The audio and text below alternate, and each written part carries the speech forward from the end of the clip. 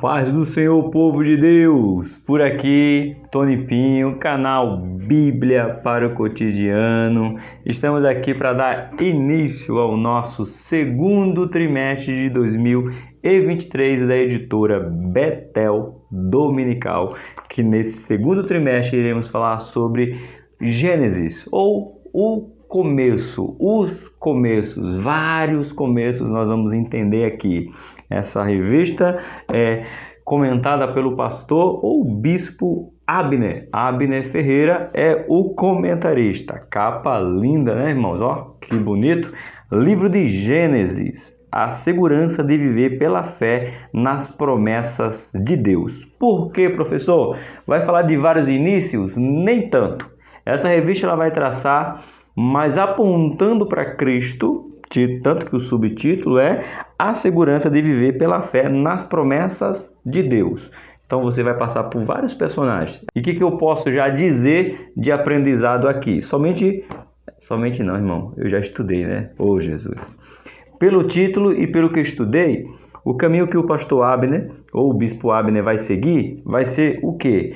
Vai mostrar o homem caído, ou o homem caindo, em Gênesis, no caso aqui é no Éden, a queda dele, e uma redenção, e essa redenção é para levar para Cristo. Aí depois cai de novo, aí vem o dilúvio, vem as nações. É isso que a gente vai tratar essa primeira lição. E ele vai passar por isso aí, várias passagens, vai falar de pessoas específicas como Abraão, Isaac, Jacó, Esaú, né? Abraão, Isaac e Esaú, Jacó, e vai trazer apontando para Cristo sempre, sempre. Então, vamos desfrutar desse aprendizado da palavra de Deus no livro de Gênesis, ok? Antes de nós começarmos a nossa lição propriamente dita, eu preciso dar um aviso sobre o canal. Agora, toda segunda-feira, a aula do professor Tony será disponível nas segundas, tá? Toda segunda-feira. Você fala, professor, mas hoje já não é segunda, é quinta, é sexta, é sábado, o senhor não colocou isso. A primeira aula não foi colocada na segunda, mas a partir da segunda aula, toda segunda-feira, 8 horas da manhã, ficará disponível. Na terça-feira, uma live com o pastor Urandir Ramos. Na quarta-feira, fica o Mateus, professor Mateus, fica com as quartas-feiras da aula do Conecta Jovem. Lembrando que o pastor Andy é CPAD. O pastor Alex, vai ficar com as aulas na sexta-feira. Aí você fala, professor Tony, e o que o senhor vai fazer com a quinta? Vamos pensar o que a gente faz com essa quinta, o que a gente pode trazer de conteúdo ou dar folga para vocês. Então, essa é a programação agora. Segunda, eu, terça, o pastor Andy, quarta-feira, o Mateus, sexta-feira, o pastor Alex. Tá bom? Combinado assim? Então, vamos para a nossa primeira lição, certo? Vamos lá? Essa lição será aplicada no dia 2 de abril de 2023, lição de número 1. O nosso texto áureo de Gênesis capítulo 3, verso 15. Ali foi a promessa que Deus fez da redenção propriamente dita. Lembrando que a lição vai falar e a gente vai ler, vai estudar e aprender que Deus não tem plano B. Eu já quero deixar bem claro, Deus não tem plano B, nem para minha e nem para a sua vida. Tanto que aqui já foi uma promessa para que a humanidade soubesse, mas Ele prometeu desde a eternidade. Tem isso na Bíblia? Lógico que tem, você vai aprender hoje. Vamos para o nosso texto áureo? Nosso texto áureo nos diz assim: E porei inimizade entre ti e a mulher, entre a tua semente e a sua semente. Este te ferirá a cabeça e tu lhe ferirás o calcanhar. Deixa eu ver em outra tradução se essa leitura de 3,15 ela fica um pouquinho mais clara. Gênesis 3,15 diz assim: Porém inimizade entre você e a mulher, entre a sua descendência e a descendência dela. Este lhe ferirá a cabeça e você lhe ferirá o calcanhar. Ficou melhor, né, irmão, de entender? um pouquinho melhor do que essa tradução que está aqui, que às vezes eu não sei que tradução que o Bispo Abner usa. Às vezes acho que deveria dizer tradução tal, para a gente poder acompanhar. Então essa minha é NAA, ficou muito mais fácil a leitura do texto áureo. Nossa verdade aplicada nos diz assim: o Senhor Deus, que criou todas as coisas conforme a sua vontade, é poderoso para cumprir o seu glorioso propósito. Opa, bora lá. O Senhor Deus, que criou todas as coisas conforme a sua vontade. Aí, ó, ele criou por quê? Porque estava com vontade. E se ele estava com vontade, quem sou eu? Você escolheu o que comer hoje? Você escolheu o que vestir hoje? Você escolheu o que calçar hoje? Você escolheu? Pronto. E porque se você pode escolher, por que Deus não pode escolher? Eita, glória gloriosa. Certo? O meu objetivo com vocês hoje: mostrar Deus como Criador e Senhor da história. Então, Ele criou a história, certo? E Ele é o Senhor dela. Tá aí. Segundo objetivo, apresentar o coração do homem e o coração de Deus. Opa, então você marca a palavra Deus e marca a palavra homem. Vamos fazer esse paralelo entre o coração do homem e entre o coração de Deus. Esse é o segundo objetivo. Terceiro objetivo, explicar a origem de 3 civilizações antigas. Sim, 3, marca aqui, ó. 3 civilizações. Vamos falar aqui no livro de Gênesis também, dá uma notinha aqui de rodapé sobre essas 3 civilizações, que é caminhando para Cristo. Sempre, irmão. O Gênesis, tratando hoje, né, de Gênesis, aponta para Cristo. E vamos ver isso aqui. Texto de referência de hoje, livro de Gênesis, capítulo de número 1, versículo 27, 28 e 29, e depois pula para o versículo de número 31. Não é uma leitura corrente. Leitura que está na descrição do vídeo, se você não tiver uma régua ou não tiver uma Bíblia bonitona como essa daqui. Vamos lá fazer essa leitura que nos diz assim: e disse Deus: façamos o homem a nossa imagem conforme a nossa semelhança, e domine sobre os peixes do mar e sobre as aves do céu. Aí já não dá para a gente adiantar, já tem que parar. Façamos, opa, plural, o homem a nossa imagem. E tá aí. Então, a Trindade, mesmo não sendo usada essa palavra trindade na Bíblia, mas quando a gente encontra que age 3 pessoas ao mesmo tempo, trindade. Por isso que vem, mesmo que não tenha subsídio para os professores, não existe a palavra trindade na Bíblia, mas como Pai, Filho e Espírito agem junto, então são 3 de trindade, porque são unidos e agem com o mesmo intuito. Gostou? Isso é subsídio para você. Versículo de número 27. E criou Deus o homem à sua imagem. A imagem de Deus o criou. Macho e fêmea. Opa, bom, vamos botar fogo no parquinho. E tô eu aqui para emprestar o isqueiro. Por quê? Só existe macho e fêmea. Eu não me sinto homem, eu sou homem. Você, professora, não se senta, você não se sente mulher, você é mulher. Eu não sou o que eu sinto, eu sou o que Deus me criou. E Deus só criou duas opções, macho e fêmea. Ponto. Certo? Versículo 28. Deus os abençoou e disse-lhe: frutificai e multiplicai-vos. O que é isso, professor? Você quer treta? Todas elas nesse assunto. Como é que 2 machos se multiplicam? Como é que 2 fêmeas se multiplicam? Então Deus disse que criou macho e fêmea. Aí disse Deus os abençoou e disse: frutificai e multiplicai-vos, enchei a terra e sujeitai e a dominai sobre os peixes do mar, sobre as aves do céu, sobre todo animal que se move sobre a terra.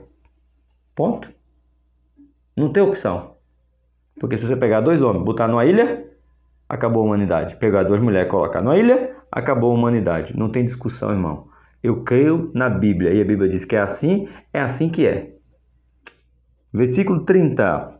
E viu Deus tudo quanto tinha feito, e eis que era muito bom. E foi a tarde e amanhã o sexto dia. Deus só dizia que era bom, que era bom, que era bom. Quando fez você, ele usou essa frase. E viu Deus quanto tinha feito, e eis que era muito bom. O que isso quer dizer, professor? Deus não viu o que ele tinha feito, não estava vendo o que ele estava fazendo, não já estava tudo no plano de Deus? Que expressão é essa? Vamos aprender algo aqui. Para resumir, e vamos chegar nesse ponto, o problema é que são linguagens humanas para descrever um eterno, soberano, magnífico, um insondável, que veio antes de mim e vai existir depois de mim. Então, são palavras humanas que não cabem para Deus. Mas essa parte aqui, perdão,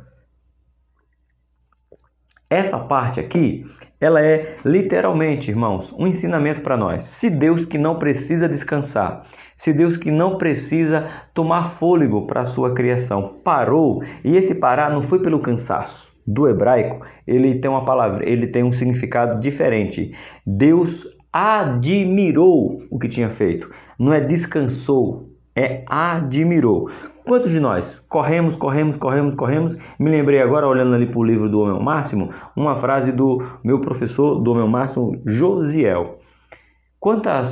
Já faz quanto tempo que você não senta no seu sofá, em sua sala, e liga a sua TV para desfrutar do trabalho que você teve de comprar uma televisão, comprar um rack, comprar um sofá e sentar para assistir uma TV? Você parou para dizer, uau, obrigado Deus, por tudo que eu tenho. Eu estou admirando tudo que eu tenho porque tu me concedesse. Foi isso aqui que Deus fez. Deus parou e dizer para a gente, meu filho, trabalhe, mas pare e admire o que você já conseguiu com a minha ajuda. E muitos de nós não temos tempo para admirar aquilo que a gente conquistou. Quando a gente para admirar, é que a gente já teve um infarto, um AVC, já teve diabetes, já teve câncer, já está só o fio da rabiola. E a gente não para admirar, a gente para porque foi obrigado a parar.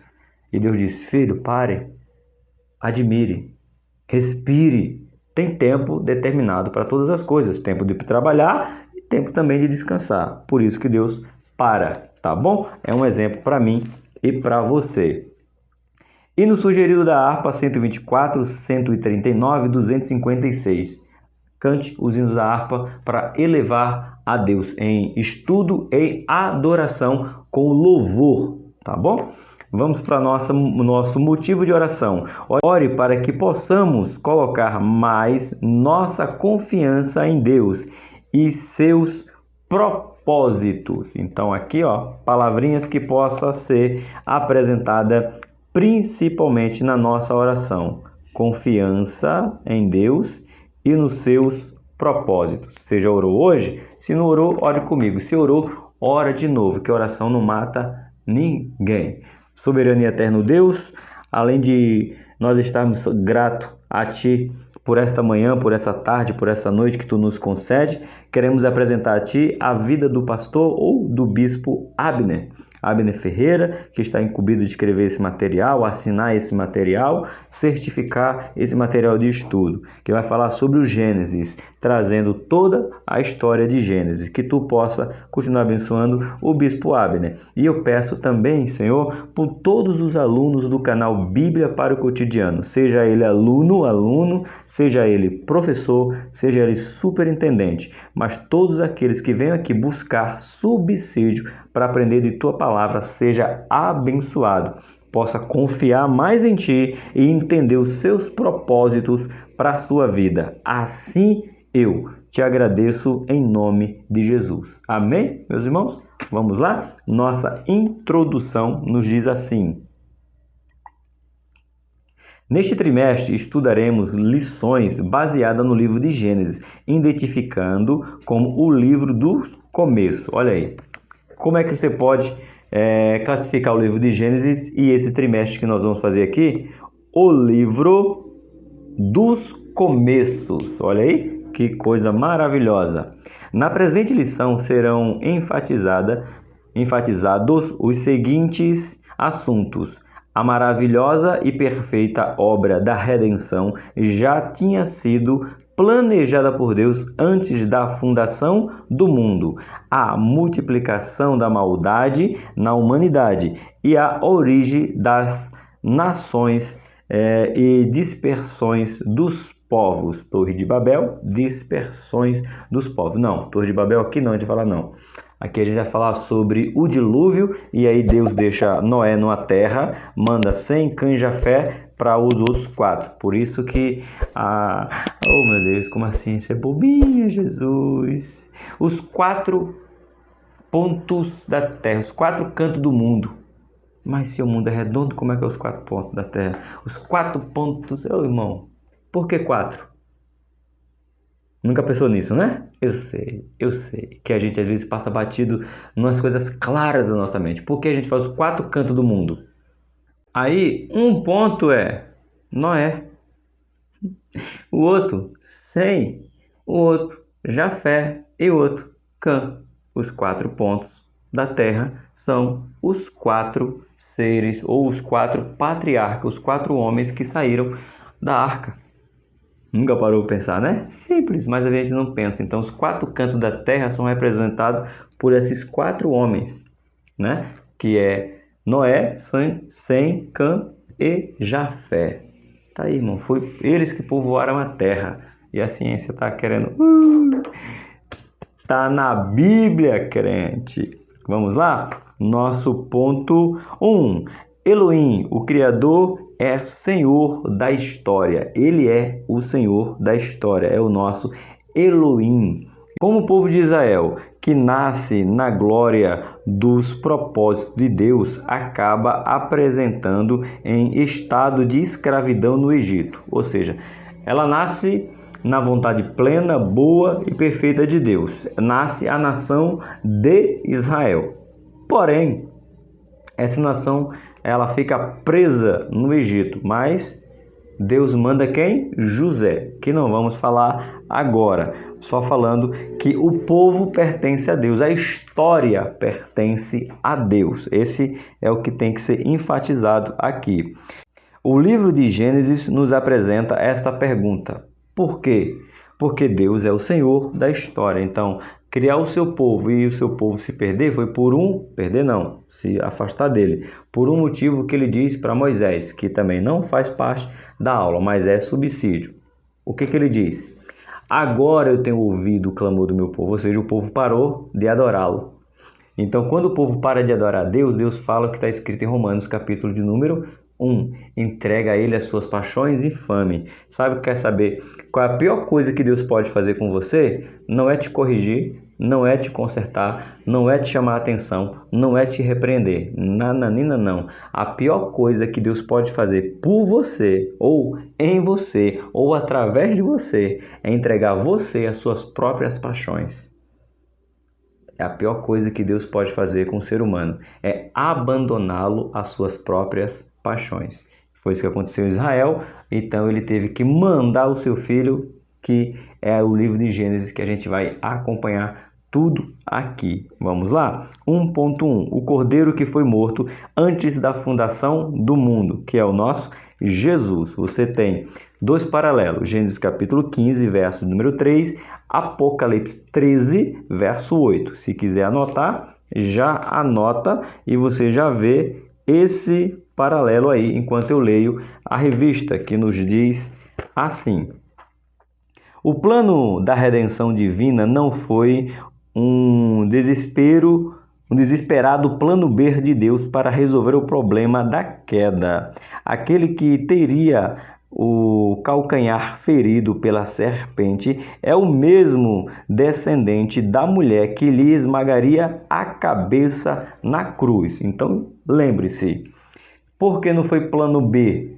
a queda do homem? E Deus falou: e agora, o que faço? Como diz Chaves, né? Como diz o povo que assistia a Chapolin: quem poderá nos ajudar? Não teve isso, irmão. Não teve isso aí. Deus sabia tanto que ele diz assim, ó, Satanás, ele vai até ferir o calcanhar. Mas não esqueça, irmão, quem é mais poderoso? Aquele que fere o calcanhar ou aquele que pisa na cabeça? Eita glória! Quem é mais poderoso, o que fere o calcanhar ou o que esmaga a cabeça? Pois é. Gênesis capítulo 3, verso número 15. Mas a sua morte estava determinada antes da fundação do mundo. Tem isso, professor, na Bíblia? Sei lá. Vai que o pastor Abner está inventando essa história aí. Que o Cordeiro foi morto antes da fundação do mundo. Vamos ver? Abre aí a sua Bíblia em Apocalipse, capítulo de número 13, versículo de número 8. Vamos lá? 13, 8. E ela será adorada por todos os que habitam sobre a terra, aqueles que desde a fundação do mundo não tiveram os seus nomes escritos no livro da vida do Cordeiro que foi morto. Todos que desde a fundação do mundo, irmão, desde a fundação. Mas quer ver outro paralelo também? Mostrando que o Cordeiro foi morto antes da fundação do mundo, ou seja, plano de Deus na eternidade. 1 Pedro, capítulo de número 1, o versículo exato, o versículo de número 20. Mas se você... Versículo 20, isso mesmo, versículo 20. Diz assim: ele foi conhecido antes da fundação do mundo, mas foi manifesto nesses últimos tempos em favor de vocês. Eita, então veja aí, o Cordeiro que foi morto antes da fundação do mundo não teve plano B. O plano A já era de redenção, de trazer o homem para perto de Deus, porque Deus é onisciente, onipresente e onipotente, certo? Precisamos ler toda a Escritura tendo isso em mente, de Gênesis a Apocalipse, com isso em mente, que não teve plano B, teve plano A sendo executado do jeito que ele planejou. Eita glória! O nosso ponto 1.2, o Deus que vela por sua palavra. Isso aqui é maravilhoso. Temos algumas citações que Deus vela pela sua palavra. E aqui acho que vai falar de Jeremias. O que tu vês, Jeremias? Uma vara de amendoeira. Viste bem. Eita glória! O desenrolar da história que se deu desde esta promessa divina no Éden até a sua consumação não consiste de acidentes aleatórios, obra do acaso e trapalhadas humanas. Deus conduziu e conduz a história. Olha que bonito, Deus conduziu e conduz, ou seja, continuidade na condução da história, do percurso do homem, de uma forma misteriosa. O que você sabe? Não sei, só sei que foi assim, como dizia Chicó do Alto da Compadecida. Não sei, só sei que foi assim, porque eu vivo pela fé, e fé nós não explica, fé nós aceita. É assim, meu irmão, é assim que tem que ser. Continuando, o Redentor viria como semente da mulher, uma referência clara à encarnação do Verbo e nascimento virginal de Cristo. E esta mulher descenderia de Israel. Daí, Deus, ao preservar Israel em toda a sua história de erros, fracasso, está garantindo o cumprimento daquilo que ele prometeu, pois Deus mesmo cuida para que sua palavra se cumpra. Segura aí que eu tenho algo a acrescentar para vocês aqui. Mas se quiser abrir Jeremias, capítulo 1, verso 12, você já vai abrindo. Deixa eu fazer uma coisa bem legal aqui para vocês, que talvez a gente passa batido. Você sabia que Deus é tão poderoso, mas tão poderoso, que ele não precisou do homem para trazer o seu filho? Deus tira o homem do centro para o projeto da redenção. Como assim, professor? Sim, ele diz o quê? Agora, serpente, que você enganou Eva, o marido dela conhecerá ela, e eles vai fazer uma nação, e vai crescer, e vai chegar um dia que por causa de Adão e Eva vai ter a redenção. Não foi assim. A conversa, Deus tira o homem da conversa. E ele fala direto. Por quê? Quando ele lança para Maria, Maria ficou grávida de José? Lógico que não. Então logo não precisou de ação do homem.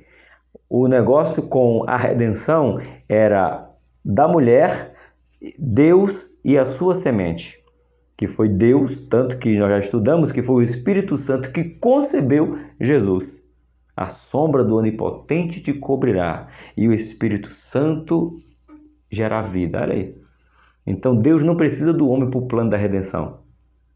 Vocês já pensaram nisso? Tá aí, irmãos. Então Deus é fiel. Ele não precisa de ninguém para criar os seus planos. Mas Deus conta com você. Você é voluntário? Eu sou. Eis-me aqui, Senhor. Vamos ver? Jeremias capítulo 1, o versículo de número 12. 12 aqui em cima. O Senhor me disse, você viu bem, porque eu estou vigiando para que a minha palavra se cumpra. O versículo 11 fala, né? A palavra do Senhor veio a mim dizendo, o que está vendo, Jeremias? E eu respondi, eu vejo um ramo de mendoeira. E o Senhor lhe disse, versículo 12, que é o chave, você viu bem, porque eu estou vigiando para que a minha palavra se cumpra. A gente tem outra tradução que é velando, né? Que está dizendo, então, vigiando, cuidando, olhando, para que as minhas palavras se cumpra. E o outro aqui, ML é Malaquias? É isso? Bora ver se é Malaquias, capítulo de número, bora. 3, Mateus, volta. Ixi, aí passou direto. Malaquias capítulo 3, versículo número 6. 3, 6. Porque eu, o Senhor, não mudo. Eita glória! Por isso vocês, filhos de Jacó, não foram destruídos. Olha aí. Por que Deus preserva Israel, mesmo diante, lemos aqui, tropeço, falha, mentira, engano? Porque Deus é fiel à sua palavra. Que palavra dita em Gênesis, capítulo 3, versículo de número 15. Simplesmente ele está dizendo, está aqui, ó. Por que eu não destruo você? Porque eu, o Senhor, não mudo. Por isso vocês, filhos de Jacó, não foram destruídos. Se não fosse a promessa de Gênesis 3:15, Israel não existiria, porque Deus já tinha destruído com a sua rebeldia. Por isso que chamamos dos remanescentes. Sempre vai ter. Tá bom? Vamos para o nosso ponto 1.3. A semente da mulher. Vamos falar dessa semente agora. A serpente que estava no Éden ouviu numa mesma frase Deus falar tanto do destino de Cristo, assim como do seu propósito. Eita, é forte.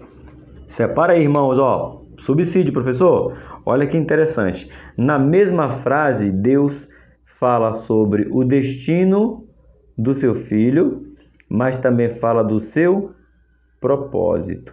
É isso aí. O destino dele era esmagar a cabeça de Satanás, com um propósito: redimir o homem de todo pecado. Glória aí, irmão. Isso aí, já lemos, né? É Gênesis 3:15. Ainda assim, passou a história tentando impedir que o descendente da mulher viesse ao mundo. Mais uma observação. Professor, essa primeira aula você está com observação? Tô, irmão, subsídio para vocês. Essa primeira aula eu tive que estudar muito, a cabeça ficou com muita informação. Então tem que passar na primeira para você criar o prazer de voltar aqui. E se você já é inscrito, o que é que você faz? Curte. Se você é inscrito e curtiu, o que é que você faz? Comenta. Se você já é inscrito, curtiu, comentou, compartilha. E se quiser e puder, ainda contribua aqui, ó. O Pix do professor para ajudar o canal. Comprar mais caneta, comprar mais caneca que eu ganhei. Olha aí, ó, caneca que eu ganhei. Comprar mais Bíblia, comprar mais livros, suporte, iluminação. Ajuda o canal. Com quanto? O quanto você puder. Hoje você pode fazer um Pix de R$1 a não sei quanto, eu não sei o valor máximo do Pix. Mas você pode ajudar com R$1 a 1 milhão. Abre-se um parente, tá, irmão? Mas acima de tudo, faça isso se você puder e também se você quiser, tá bom? Pode fazer isso aí que eu ficarei muito grato. Por isso que eu trago muito subsídio para vocês. Essa outra alusão aqui, ou trazendo esse ensinamento, olha só, guarda isso aí. O que muitas pessoas não entendem é que mesmo Satanás, sabendo o seu fim, terá ou que ia ter a sua cabeça esmagada, como teve. E o que simboliza isso aí? Simboliza o quê? Que ele não tem poder mais sobre a morte. A morte foi tomada da mão dele. Mas isso não quer dizer, irmãos, que ele não vai passar até o fim dele ser jogado no lago de fogo e enxofre, tentando a mim e a você, tentando levar mais um, mais outro, mais um, mais outro, mais um, mais outro. Está aqui, ó. Ainda assim passou a história tentando impedir que o descendente da mulher viesse ao mundo. E eu não sei se você sabe, que é subsídio aí, mais ainda com isso aqui, que quando Eva dá à luz, você tem os filhos de Eva, né? Caim e Abel, ou Abel e Caim. Não, primeiro foi Caim, né? Caim e Abel. Você lembra a frase, quase não sai, de Eva? Alcancei do Senhor, porque me deu um varão. Por quê? A mente de Eva estava o quê? Que o filho de Eva esmagaria a cabeça de Satanás. Só que Deus não revelou esse plano para Eva. Então ela entendeu que era aquele. Caim era a descendência? Era. Mas se você for pegar o nascimento de Caim, Eva diz o quê? Esse aí é o varão. Esse é o varão que Deus prometeu. Porém, não foi. Quando nasce Caim, quando nasce Abel, Eva já não usa mais essa frase. Sabe quando é que Eva vai usar essa frase de novo? Quando nasce Sete. Esse é o varão, porque Caim matou meu filho Abel. Então Eva acreditava que seria naquela descendência, naquela criação, que veria a cabeça de ser esmagada de Satanás. Pode ver, leia o texto que está lá. Alcancei do Senhor um varão. Olha aí. Então Eva tomou posse, só que não era para o tempo de Eva. Deus estava falando de Jesus. Só que a gente esquece de ver esses detalhes. Tá bom? Subsídio para você aí.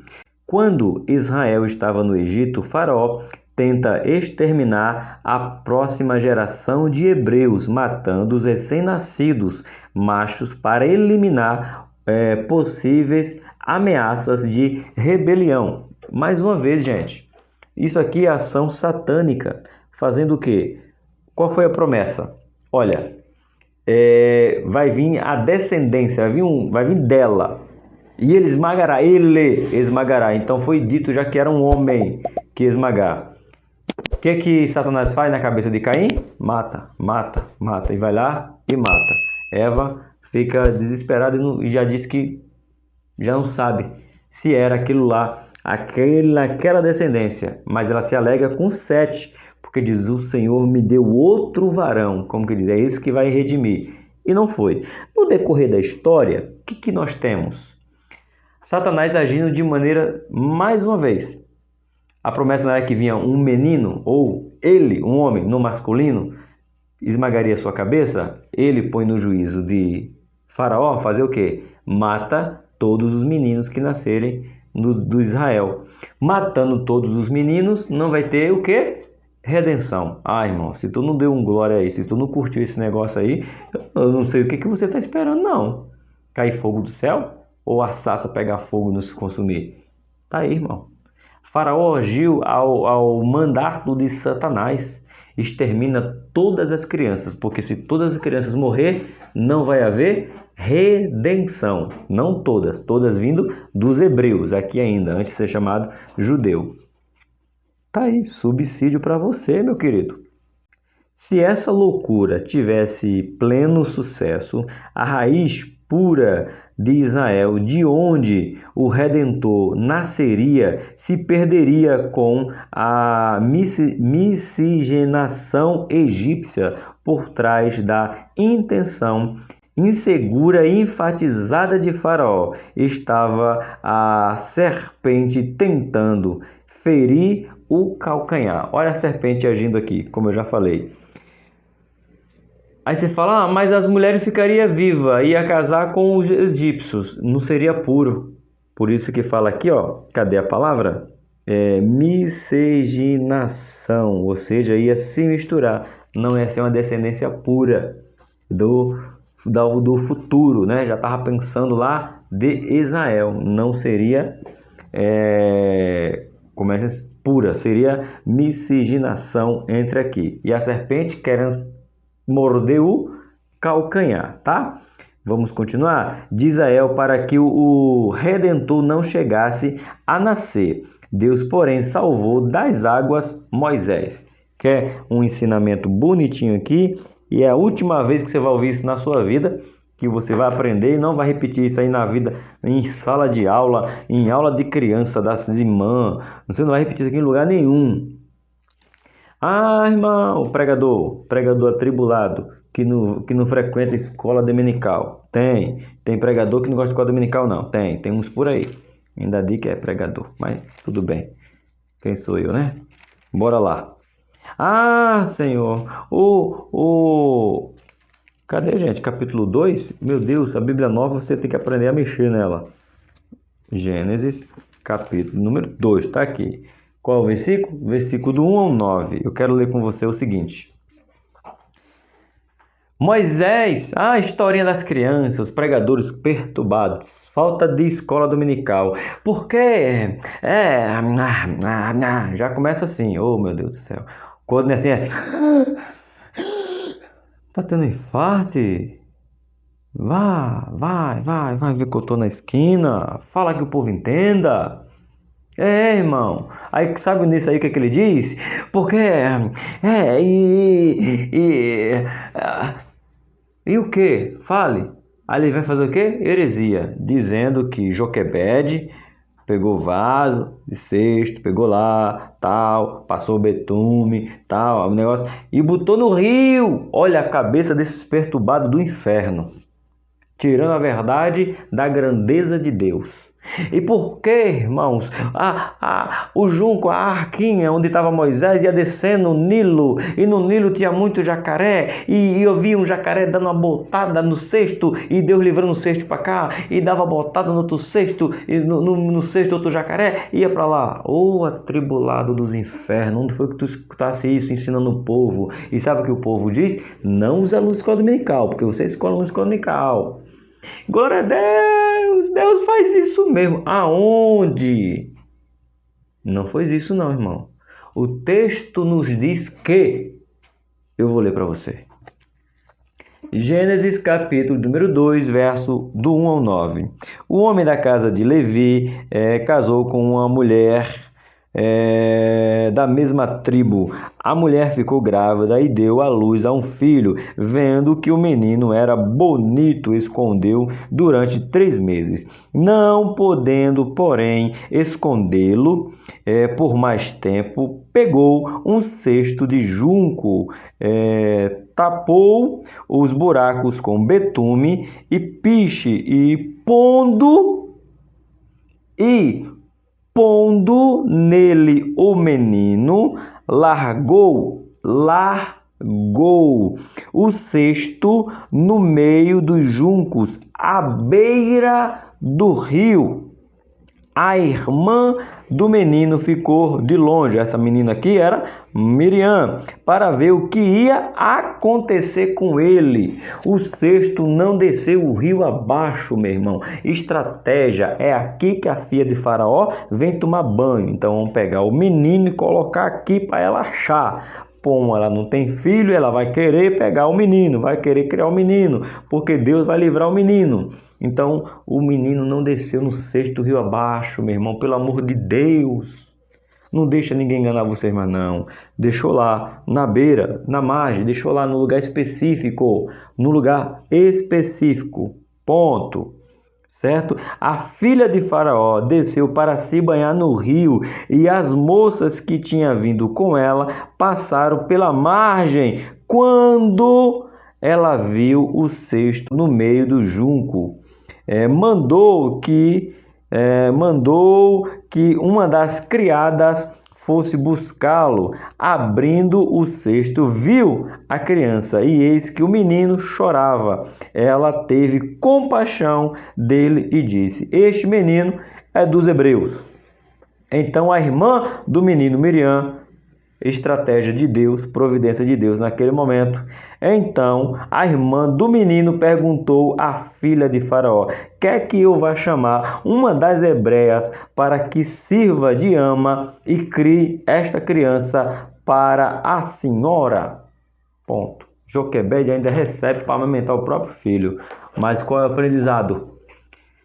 O cesto não desceu pelo rio, irmão. O cesto ficou no lugar parado. O lugar onde a princesa já tomava banho. Foi providência de Deus. Não foi descendo o rio, não. E eu sei que você é crente, você não vai falar isso na sua aula, não. Você vai corrigir se um dia alguém falou isso errado. Continuando, varão hebreu de sangue puro que redimiria Israel da escravidão egípcia. Deus usou Moisés como um tipo daquele que no futuro viria para libertar o povo da escravidão e do pecado. Moisés é um tipo de Cristo, tá? Um tipo de Cristo. Simbolizava Cristo, porque tirou o povo da escravidão, certo? Vamos para o nosso ponto de número 2. O coração do homem e o coração de Deus. Fechamos lá?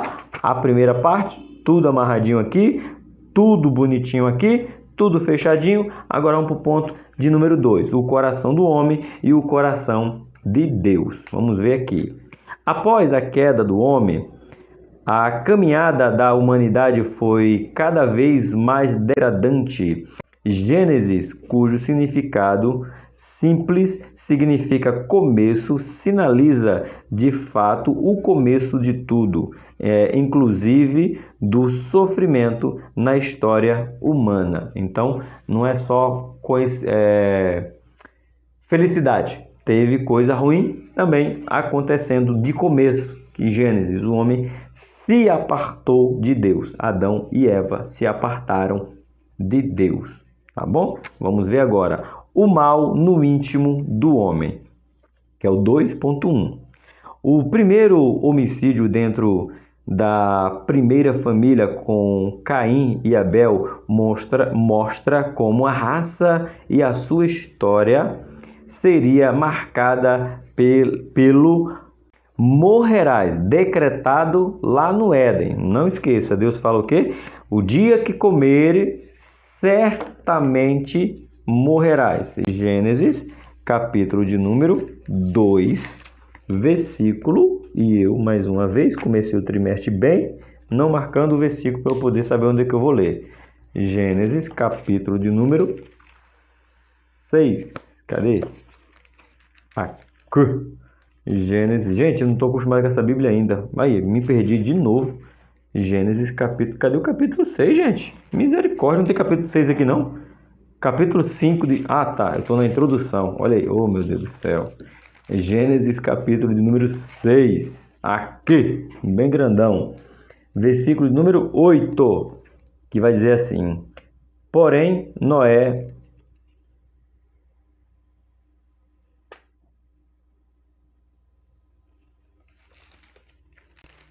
Gênesis, olha eu tô marcando aqui, ó. Gênesis, capítulo de número 2. Vamos ver aqui, ó. O morrerás, Gênesis, capítulo 2, 17. Gênesis 4, Gênesis 2. O número que eu falei? 17. Mas da árvore do conhecimento do bem e do mal você não deve comer, porque o dia em que dela comer, você certamente morrerá. Foi o aviso. E Adão e Eva comem e não morrem fisicamente de início, mas traz toda uma tragédia junto com ele por causa da desobediência, tá bom? Então, subsídio para você, e eu sei que você sabe, não foi o fruto, irmão. Não foi a maçã, irmão. Não foi a uva, irmão. Foi a desobediência. Não ensine para suas criancinhas que foi uva, que foi pera, maçã. Não, não, irmão. Foi a desobediência que tirou o homem da presença de Deus, e não o comer, o fruto específico, mas foi a desobediência.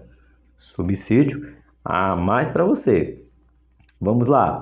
Não só a morte, mas o homicídio entrou na rotina humana e não saiu mais. Pelo contrário, foi institucionalizada. Pronto. Por isso que Deus vem com o dilúvio. Então, com Caim matando Abel, não foi somente o homicídio, né? Como diz aqui, mas entrou ali o primeiro homicídio e se tornou uma rotina até hoje. Quantas pessoas não morreram hoje, assassinadas brutalmente? E isso é consequência da queda de Caim, a rebeldia de Caim, incomodado porque o outro estava adorando melhor do que ele, não aceitando, não sendo rejeitado, aceitando uma oferta, porque a rejeição de Deus não era pela oferta, era pela sua atitude, pela sua conduta. Como é que está a tua conduta? Tá bom? Então entra esse homicídio aí. Isso é Gênesis capítulo 4, 15 e Gênesis 9, 6.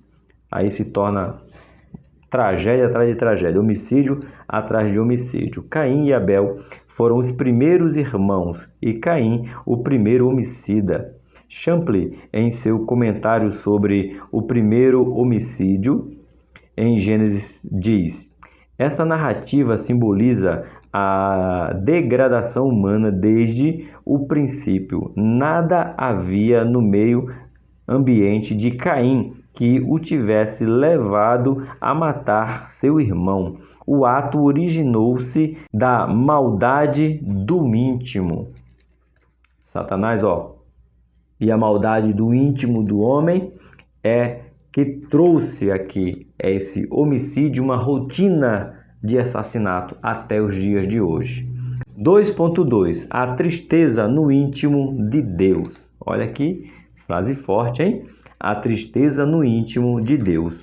O mal no íntimo do homem manifestou a tristeza no íntimo de Deus. A forma mais próxima de descrever esta tristeza de Deus estão nas palavras: então arrependeu-se o Senhor de haver feito o homem sobre a terra, e pesou-lhe em seu coração. Gênesis 6:6. Abre aí. Professores, vai dar polêmica, vai falar que Deus se arrepende, só que a palavra dele também diz que Deus não é filho do homem para que se arrependa. Calma aí, crente. Espera que nós vamos explicar. Você vai explicar, lógico que eu vou explicar. Calma aí. 6:6 de Gênesis. Então o Senhor ficou triste por haver feito o ser humano na terra e disse, e lhe pesou no coração. Irmão, uma coisa adendo para vocês aqui. Compra a tradução da Bíblia NA, irmão. Tu vai se apaixonar. Tu vê que facilidade? NA. Compra aí. É baratinho. Até R$19, R$20 você compra uma Bíblia. Ou melhor, uma régua. Tá bom? Então, explica, professor. Calma, eu vou explicar aqui no comentário bíblico que tem aqui sobre essa palavra de arrependeu-se. Fica só um pouquinho aí. Eu quero explicar sobre essa forma de falar arrependeu-se. Sabe aonde? A gente vai lá agora não, né? Quando a gente chegar no 3.1, aqui tem uma explicação que vai te dar uma noção. Mas o arrependeu-se aqui não é que Deus se arrepende. São palavras humanas tratando sobre um Deus que é eterno, que eu comecei já falando isso lá no começo, lá atrás. Já comecei falando assim, certo? Então eu vou explicar um pouquinho sobre um comentário bíblico, como eu havia falado, só que lá no ponto 3.1. Então segura aí que você vai entender melhor, tá? Então vamos lá para o nosso ponto de número 2.3. Aí a gente já chega no 3.1, eu te explico direitinho. Você vai entender. Fica aí, calma que é uma aula. Calma, um ponto de cada vez, que eu dou aula desse jeito. 2.3 diz assim, graça em meio ao juízo. Após descrever a corrupção que assolava a humanidade, a maldade se multiplicava e a decisão do Senhor de destruir da face da terra o ser humano o escritor sagrado apresenta um porém, Gênesis 6:8, tá? Termo que expressa um contraste a um homem que tem fé em Deus, obedece a Deus, anda com Deus, pela graça de Deus manifesta-se puro em meio a uma geração corrompida. Então, não importa quanto a geração está corrompida. Por quê? Vamos falar de Noé. Então, não importa o quanto essa geração está corrompida. Se você está em Deus, você não se corrompe. Mais 2 exemplos. No Gênesis, José estava no Egito, mas o Egito não transformou José. Daniel estava na Babilônia, mas a Babilônia não transformou Daniel. Então, você entender isso, você vai entender que Deus pode muito bem colocar você num ambiente que aparece hostil e às vezes é hostil, mas quando você tem a obediência, você tem o caráter, você tem os seus princípios, nada ao redor te contamina, nada ao redor pode mudar quem você é em Deus, tá bom? Noé não se conformou com o modus vivente da sua geração. O relato da Epístola aos Hebreus e da primeira de Pedro 1, 3, 20, fazem menção da salvação da família de Noé. Dentre tantas lições preciosas a serem extraídas deste texto, destacamos, primeiro, a graça de Deus continua se manifestando de maneira superabundante. 2. A influência positiva de Noé sobre a sua família antes do dilúvio. 3. A fé que ressalta em obediência a Deus em um viver justo e reto. Ponto. Então, não importa, né, o contexto aqui, a gente falando, é o ambiente que eu já havia falado. Então, você tem Deus mostrando que Ele sabe o que está fazendo, é o Senhor da história, como já vimos, e que Ele tem graça. Ele acha graça de ser agraciado e ver, ficar contente. Do mesmo jeito que a gente falou do pesar aqui, que a gente vai falar no 3.1, Deus também, irmão, Ele se alegra em ver os seus filhos resistindo ou fugindo do mal. Noé foi um deles. Esse aqui nós fechamos o coração do homem e o coração de Deus. Agora vamos para o nosso ponto de número 3. A origem de 3 civilizações antigas. Por que 3? Ele fala de 3, mas como eu te falei, são 4. Porque Noé fica em um ponto e os seus 3 filhos vai para outro. Mas ele quer nomear 4.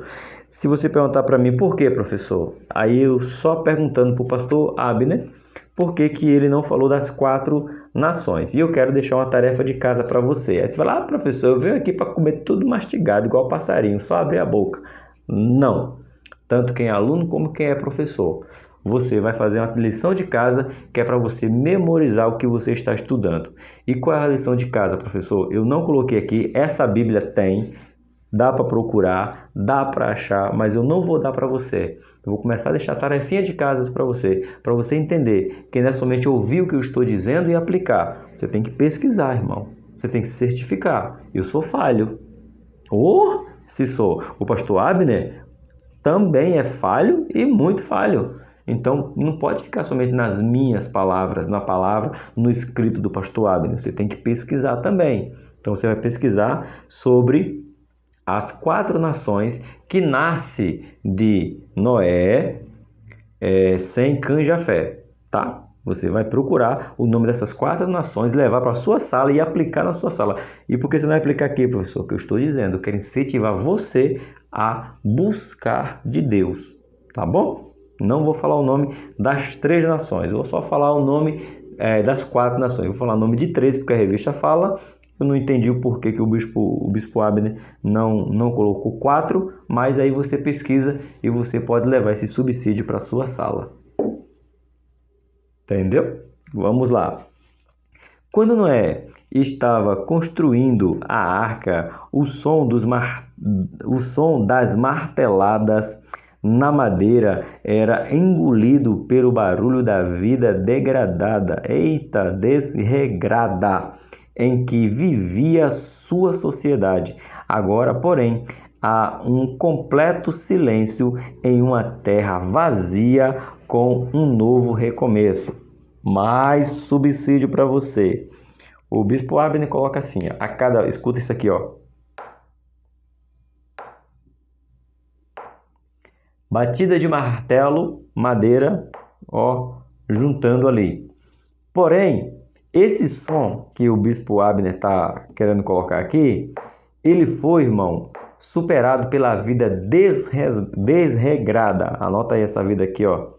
Essa palavra. Cadê Jesus? Uma vida foi engolido com o barulho de uma vida desregrada. Entendeu? Uma vida desregrada. Foi criada essa fazer o que quer, do jeito que quer, como quer, a hora que quer, quando quer, com quem quer. Isso é a verdade. Porém, quando você vai para o segundo parágrafo, eu quero marcar com essa caneta aqui e deixar marcadinho, essa frase aqui é fortíssima. Depois que a arca foi construída, já não ouvia mais um barulho de uma vida desregrada. Agora, porém, há um completo silêncio em uma terra vazia para um novo recomeço. Morre todo mundo, ou parte que só fica 8 na arca, tá bom? E quando fala assim, silêncio, a terra foi resetada. Isso mesmo, resetou a terra. E com esse reset da terra, a gente pode remeter para Gênesis 1:1. A terra era sem forma e vazia, e o Espírito pairava sobre a face das águas, ou seja, a terra foi engolida pelas águas. Água, água, água, água. Não tinha mais terra seca. E a gente vê isso aonde? Gênesis capítulo de número 1. A terra era sem forma e vazia, ou seja, imersa em água, somente água. Depois é que Deus manda a água recuar e aí se torna a porção seca. E a história você conhece. Se você não pensou nisso aí, pense. É desse jeito. 3.1. E agora eu vou explicar a linguagem humana aqui na nossa lição. 3.1, né? Uma nova terra. Deus deu a Noé o que deu a Adão, missão e autoridade. Ele deveria se multiplicar, encher a terra e dominá-la. Agora vamos ler Gênesis 9. Por quê, professor? Porque a gente está acostumado com Gênesis 3 lá atrás, né? Gênesis 2, Gênesis 3. A gente está acostumado sobre crescer e multiplicar. Mas Gênesis 9, o versículo 1 e versículo 3, Deus usa da mesma palavra que usou lá. Por isso que eu estou falando que a terra sem forma e vazia foi o dilúvio. A terra ficou sem forma e vazia de vida. Apenas água, porque o Espírito, Gênesis 1, pairava sobre as águas. E quem pairava sobre as águas no dilúvio? A arca. Fica aí subsídio. É até onde, gente, que eu falei? Do 1 ao 3, Gênesis 9. E Deus abençoou Noé e seus filhos, dizendo: sejam frutíferos e multipliquem-se e encham a terra. Todos os animais da terra e todas as aves do céu terão medo e pavor de vocês. Tudo que se mover sobre a terra e todos os peixes do mar serão entregue nas mãos de vocês. Tudo que se mover se move e vive servirá de alimento para vocês. Assim como lhe dei a erva verde, agora lhe dou todas as coisas. Isso aí, você vê esse relato em Gênesis capítulo número 2. É o mesmo relato. Crescei, multiplicai, dominai, governai. É o mesmo relato. Gênesis 2 e Gênesis 9, irmão. Isso é demais. Esse é o nosso Deus entrelaçando a Bíblia, certo? Continuando nossa revista. Temos um paralelo com o Éden aqui. O dilúvio é um novo começo, porém, não no jardim e não sem pecado. Por esta razão, a lei a respeito do valor da vida foi estabelecido. Quem tirasse uma vida, teria a vida tirada, sob a perspectiva de que cada ser humano carrega a imagem de Deus. Então, se o ser humano carrega a imagem de Deus, eu não posso matar a imagem de Deus. Pensou nisso? Então, quando alguém mata outra pessoa, quando uma pessoa mata outra pessoa, ela está matando a imagem de Deus, a imagem que Deus criou.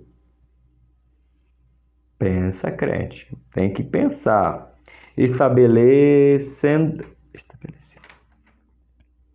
Continuando, ó. Estabelecido este mandamento e dada a Noé sua missão, Deus fez com que ele e seus descendentes, sua aliança, esta aliança divina, porém, se enquadra mais com uma promessa divina, pois não há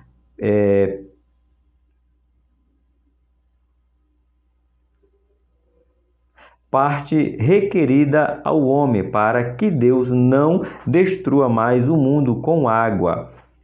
Deixa eu ler todo o texto e te explico. A partir dos filhos de Noé, toda a terra foi povoada. Então, o que o escritor aqui está colocando? O nosso bispo Abi, né?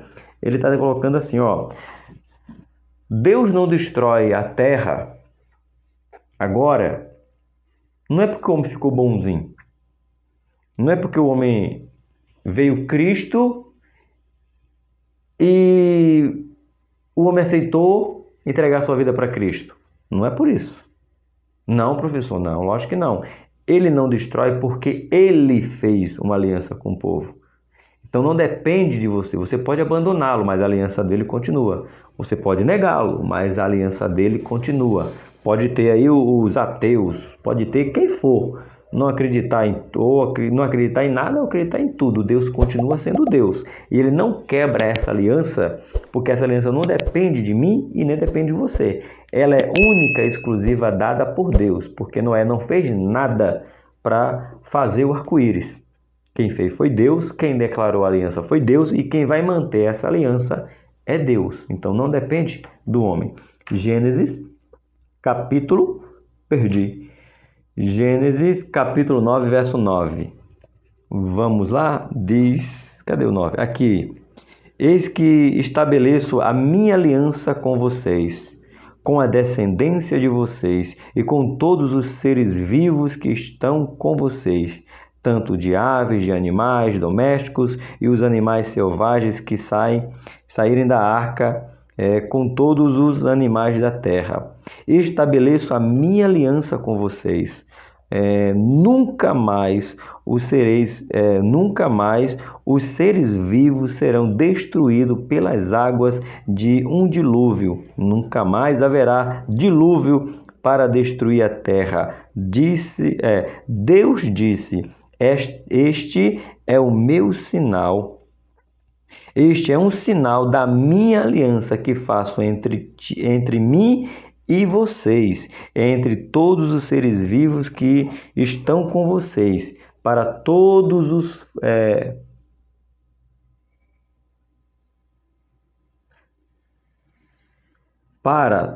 as futuras gerações. Porei o meu arco nas nuvens e ele será por sinal da aliança entre mim e a terra. Quando eu trouxer nuvens sobre a terra e nele aparecer o arco-íris, então me lembrarei da minha aliança firmada entre mim e vocês, e todos os seres viventes e todas as espécies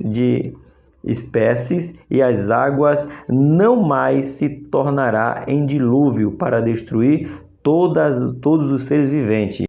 O arco estará nas nuvens e eu o verei e me lembrarei da aliança eterna entre Deus e todos os seres vivos de todas as espécies que há sobre a terra. Até o 17? Até o 17. Então, não foi o homem que buscou uma aliança com Deus, foi Deus que buscou uma aliança com os homens. E por isso que não depende de mim e nem de você. Ele vai se manter firme. Professor, e essas palavras aí? Vamos explicar agora no comentário bíblico. Expressão como lembrou-se Deus de Noé. Então me lembrarei do meu conserto. Tem a mesma natureza da expressão, então arrependeu-se o Senhor de haver feito o homem sobre a terra. Por isso que eu vim para falar aqui, para explicar para você aqui. Tem o mesmo. Lembrou-se Deus, lembrou-se do meu conserto, tem a mesma expressão de então arrependeu-se o Senhor. Vamos lá? De haver feito o homem. A explicação, que é falar em línguas humanas a respeito de Deus. Chamamos isso de antropomorfismo. Deixa eu anotar essa palavra, que é a palavra que é usada na teologia, né? Antropomorfismo. Quando Deus é representado em forma humana, ou antropopatismo, quando é representado por emoções humanas. Olha aí, anota essas duas coisas aí, ó. São duas palavras um pouquinho difícil, eu sei que é um pouquinho difícil, mas a explicação assim, ó, em suma, para simplificar, que é a minha linguagem. Antropoformismo é quando eu uso palavras humanas para descrever Deus, porque tem palavras que não cabem para Deus. Por exemplo, você quer ver uma palavra que não cabe para Deus, mas é palavra humana? Explica, professor. Vamos lá. Se você me pede essa caneta emprestado e eu digo que não te dou. Aí se você me pede essa caneta emprestado e eu te falo que também não te dou. Você pede essa revista emprestado, eu te falo que eu te dou. Você vai usar primeiro que eu sou mesquinho, mas acima de tudo, qual é a palavra? Egoísta. Não divide nada com ninguém. Tá aí tudo bem? Porém, Deus diz bem assim, eu não divido minha glória com ninguém. Então, logo, Deus é um, não tenha medo. Na palavra humana, no linguajar humano, Deus seria um egoísta, de não dividir a sua glória com ninguém. Mas isso é uma forma de expressão que não cabe para Deus. É uma palavra humana para tentar descrever essa ação. Por isso que essa palavra difícil aqui, antropoformismo, usar a palavra. E aí tem mais um agravante. Qual o agravante? De mais difícil de entender, mas eu vou simplificar. Antropopatismo, quando é representado por emoções humanas. Descreve, Deus ficou triste. Essa tristeza é uma palavra minha para descrever uma ação errada, porque qual é o pai que fica saltitante de alegria e vê o seu filho errar, cometer um crime, uma barbaridade? Então eu uso a minha emoção humana para descrever Deus. É simples, porque é só questão de entendimento. E tem gente que quer complicar. A complicada aqui é só a pronúncia das palavras. Se você tem agilidade, vai ficar fácil você falar na sua escola dominical. Deve-se entender a dificuldade e limitação do escritor bíblico em traduzir a revelação de Deus aos homens, buscando as melhores palavras que disponha para conseguir se fazer entender, pois palavras são sempre insuficientes, porém as melhores que ele tinha da época. Eu gosto muito de uma ilustração de um pastor aí, uma coisa simples, bem rapidinho você vai entender. Se você pegar um índio que nativo, não tem rádio, não tem televisão, não viu homem, não viu foto, não viu vídeo, e o que ele conhece é mata, pescar, caçar, oca, ponto. O que ele conhece é isso. E para ele pescar, ele cava a minhoca, sabe aquelas minhoquinhas, põe no anzol e vai pescar, o que ele conhece é aquilo ali. Por que eu estou falando da minhoca? Pega esse homem, esse índio nativo, e traz ele aqui para São Paulo. E desce com ele até na estação da Sé.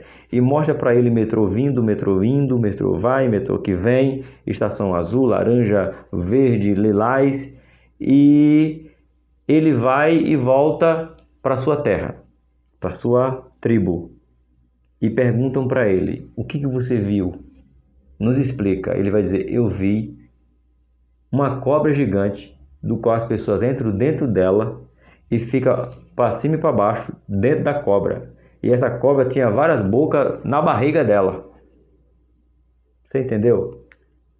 Porque às vezes você pegar o ser humano para escrever algo sobre Deus, e eu estou trazendo uma ilustração simples, um índio que nunca viu um metrô, não tem ideia. O que ele conhece de grande que sai cortando? Uma cobra. E a gente anda de cobra? Não. Mas se ele conta pra gente o que ele está dizendo pra gente, a gente vai saber que é um metrô. Mas se ele disser isso na sua tribo, a sua tribo vai saber que é um metrô? Não, mas vai entender que tem alguma coisa definida como uma cobra que entra pessoas dentro. Então, essa dificuldade é a dificuldade de explicar Deus, de uma coisa que a gente não sabe, não viu, ele é insondável. Então, palavras humanas, por mais que a gente tente, apenas arranha a superfície da grandeza de Deus, tá bom? Vamos para o nosso 3.2, as 3 civilizações. Mais uma vez, o Bispo Abner enfatiza 3 civilizações, mas eu quero a lição de casa com vocês com 4 civilizações. Com o início de uma nova humanidade, os 3 filhos de Noé se tornaram os pais das 3 grandes civilizações do mundo. Isso é Gênesis capítulo 10, verso 32. Já que estamos aqui, capítulo 10, estamos fazendo o seguinte aqui, ó. Diz assim: são estes as famílias dos filhos de Noé, segundo as suas gerações, nas suas nações, e destes foram disseminadas as nações na terra depois do dilúvio. Aí aqui você vai ler o capítulo 11, aí você vai ver aqui que já até entramos na a terra de Betel, tá bom? Já estamos entrando na terra de Betel. Aí que você já tem uma aqui, Sem, Cã, e aí você vai ver essa descendência agora, espalhando por todo o mundo, que a gente vai falar nas próximas lições. Fica aí no olho que tem um negócio muito legal. Então ele começa a trazer essas 3 nações vindo dos 3 filhos de Noé. Só que eu lembro para você, 4 nações. De Noé teve nações também, tá bom? Sem aqui é nome, tá, gente? É nome, tá falando de Sem. É igual uma irmã falou assim, que Sete o filho de Eva. Eu falei, por que, irmão? Eva colocou o nome de Sete. Então, ela perguntou, Eva teve 7 filhos? Não, Sete é o nome do menino. Sete, é na nossa linguagem 7, do número 7. Então, a mesma coisa aqui é Sem. Sem aqui está falando nome próprio. É, isso mesmo, Sem. Sem deu origem aos semitas, de onde surgiria os judeus, de quem nasceria o Messias. Os outros filhos de Noé deram origem às 2 grandes civilizações gentias. Jafé é outro, tá aqui, ó. Aí você vai levar para sua classe o nome dessas 2 nações, tá? Que nasceu de Jafé. Vamos lá. Jafé se tornou o pai de uma grande parte dos gentios, com história de expressão, poder e prosperidade. De Cã, tá aqui, ó. De Cã é outro, tá? Vai falar aqui para você. De Cã nasceu os povos cananitas, que ocuparam a região de Canaã sob a bênção de Deus, similares de Adão. As 3 civilizações se multiplicaram, repovoaram a terra para um novo recomeço. Então, tá aqui os 3, lembrando que Noé fica e os 3 é que vai, tá bom? Os 6, né? Porque os seus filhos e as suas noras é que vão. Vamos lá? 3.3 diz assim, a grande confusão. Aqui já é a torre de Babel. Babel, confusão. Literalmente, ou simplificando, é o que significa. A criação de Deus indica a ordem sobre o caos. Terra, forma e vazia. Ordem sobre o caos. O propósito criativo sobre o vazio. Tudo foi criado por ele e para ele. Colossenses 1,16. Ou seja, tudo que Deus fez e faz é para a glória do seu nome. Então, tudo que Deus fez e faz é para a glória do seu próprio nome. Ele criou a humanidade e dá dons e habilidades aos homens para que estes, por meio dos feitos, propaguem a glória do nome de Deus em sua multiforme sabedoria. Porém, o que vemos em Betel retrata como um homem falha em dois aspectos.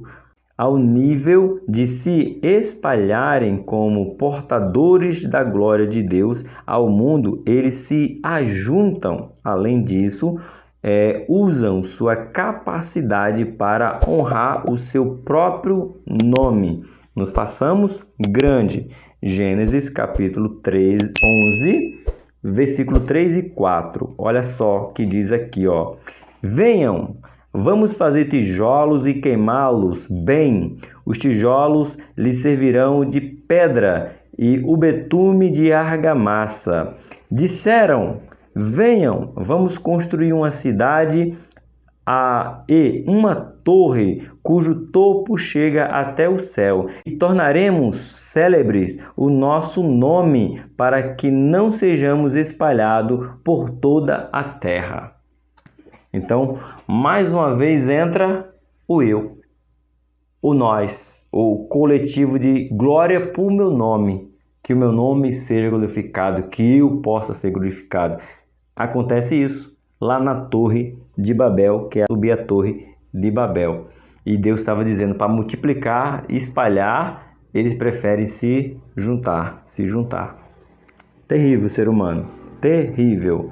Continuando aqui, a resposta de Deus à ordem humana que contraria o propósito de Deus é a confusão. Botou língua e confundiu. Diz os especialistas, não é unânime, sempre tem quem discorde, que o mundo inteiro falava a única língua. Nessa ocasião foi que Deus decidiu, por quê? Porque ele é o Senhor da história, como já estudamos, ele fala o que quer. Ele decidiu várias línguas, de onde surgem todas as línguas que hoje nós conhecemos. Deus que a fez, cada uma delas, entende cada uma delas. Quem quiser aprenda a língua do outro para se comunicar bem. Senão, sobra apenas a obediência a Deus, independente qual seja o idioma que você fale. A ação divina, porém, em confundir a língua, também foi solução divina para a propagação daqueles que carregam a sua imagem. Porque se confundiram, decidiram se separar. E quando se separaram, a terra foi povoada e não tem um lugarzinho na terra, ou tem alguns ainda, né? Melhor dizendo, não posso afirmar, mas porque eu sei que tem a janela 10x40, terrível, mas aos poucos essa 10x40 vai diminuir, e tudo ali será, todo o joelho se dobrará e toda a língua confessará que Ele é o Senhor. Mas por enquanto essa janela 10x40 está terrível, rigida com mão de ferro, mas foi espalhado, chegou, está todo mundo aí sabendo que Deus ele é real. Quero ler aqui continuação do ensino do Bispo Abner para nós nos caminharmos para o final. Podemos ver a bênção e a ordem de Deus para que Noé se multiplicasse sobre a terra. Na genealogia do capítulo 10, todas as nações posteriores descenderam de uma mesma raiz genealógica e se espalhando com características distintas. O dilúvio, uma das grandiosas intervenções divinas, demonstra que Deus não deixa o homem por sua própria conta. Lembra que eu falei? Se Deus deixar o homem por sua própria conta, é destruição total.